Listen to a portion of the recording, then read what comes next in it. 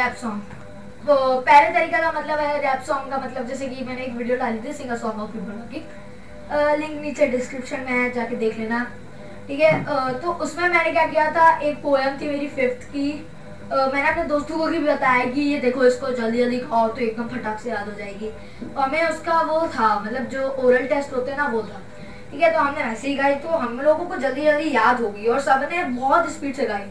और मैंने तो मैम के सामने भी जाके सिंगर सॉन्ग ऑफ पीपल की बात एकदम स्पीड से गा दी। ठीक है, तो उसको जैसे कोई सी भी पोएम हो, तो आप अपने बच्चे से बोलिए कि जैसे जॉनी जॉनी यस पापा, एक एग्जांपल के तौर पे ले रहा हूँ, तो उससे बोलिए इसको जल्दी जल्दी, Johnny Johnny yes papa eating sugar no papa blah ब्ला ब्ला।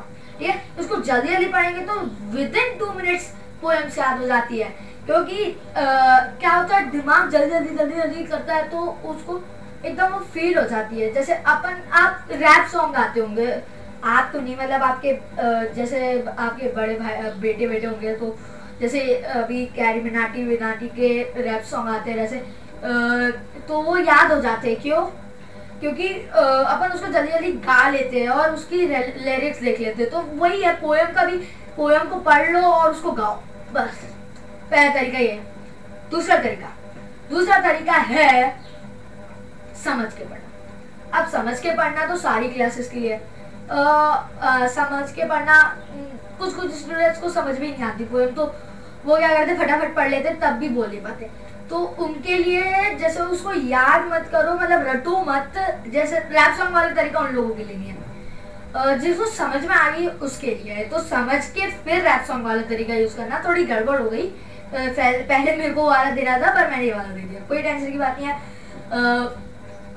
तुम लोग यही कर लेना। ठीक है, तो पहले समझना, जैसे कि पोएम है जॉनी जॉनी, मतलब उसमें क्या है कि जॉनी अपने पापा से बोल रहा है कि मतलब पापा अपने बेटे से बोल रहे हैं कि तुमने शुगर खाई है या नहीं, तो यस पापा, नो पापा, यही होता है। ठीक है, तो ऐसे समझ के पढ़ो। जैसे फोटोसिंथेसिस, अब क्वेश्चन आंसर्स ही ले लेते हैं अपन को, बड़ी क्लास में क्वेश्चन आंसर आते हैं, ये सब क्लासेस के लिए। वहाँ पे नर्सरी राइम लिखा है तो कोई टेंशन की बात नहीं है।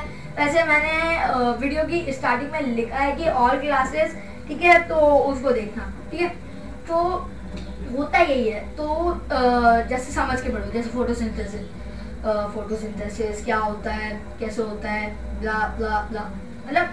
ठीक है, फोटोसिंथेसिस का तरीका देखो। फोटोसिंथेसिस क्या है, जो प्लांट का खाना बनाने का प्रोसेस होता है वो फोटोसिंथेसिस। अब इसको अपने वर्ड्स में लिखना आना चाहिए, समझ के अपने वर्ड में लिखना आना चाहिए। इसके लिए इंग्लिश अच्छी होनी चाहिए, ग्रामर अच्छी होनी चाहिए, ये सब चीज़ें भी मायने रखती है।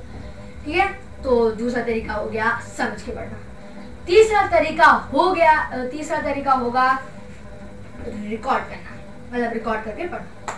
अब आप वीडियोस देखते होंगे, जैसे आप फिल्म देखते हैं बार बार, तो आपको याद हो जाती है। ऐसा क्यों? क्योंकि आपके दिमाग उसमें बैठ जाता है, मतलब उसको समझ में आने लगता है कि ये बार बार हो रहा है, तो ये याद हो जाता है उसको। इसलिए जैसे question answer, photosynthesis, what is photosynthesis, या फिर वाटर साइकिल के क्वेश्चन आंसर बहुत बड़े बड़े होते हैं यार, याद करने में नानी याद आ जाती है, मैं सच बोल रहा हूँ। ठीक है, तो उसको क्या करो, मोबाइल पे रिकॉर्ड कर लो, ब्ला ब्ला ब्ला ब्ला ब्ला, जो भी है आंसर वो याद कर लो। ठीक है, उसके बाद आपको कुछ नहीं करना, उसको बार बार सुनोगे तो मतलब 4 से 5 बार में आपको क्वेश्चन आंसर याद हो जाएंगे। कमेंट में बताना कि याद हुए कि नहीं। तो हमारे हो गए 3 तरीके। 3 तरीके के बाद आता है चौथा तरीका। चौथा तरीका ये है कि उसको लिख के याद करो। मतलब एक तरीके से रटना ही बोलते हैं, पर लिख के याद करेंगे तो एकदम सही सटीक याद होता है। ठीक है, तो उसको लिख के याद करो। मतलब जैसे एक क्वेश्चन है तो उसको 2 बार लिख लो, 3 बार लिख लो। ये हमारी एक मैम थी, उन्होंने कराया था, इसलिए मेरे को ठीक ठाक नहीं लगता है, इतना अच्छा नहीं है ये तरीका। चौथा तरीका ये है। और आखिरी में यही बोलना चाहूँगा, एक बुक मेरे पापा ने बताई थी मेरे को, जिसका नाम पढ़ो तो ऐसे पढ़ो है। मैंने उसको पढ़ा तो मेरे को बहुत सारे आइडियाज़ मिले, तो उस बुक को मैं रिकमेंड करता हूँ।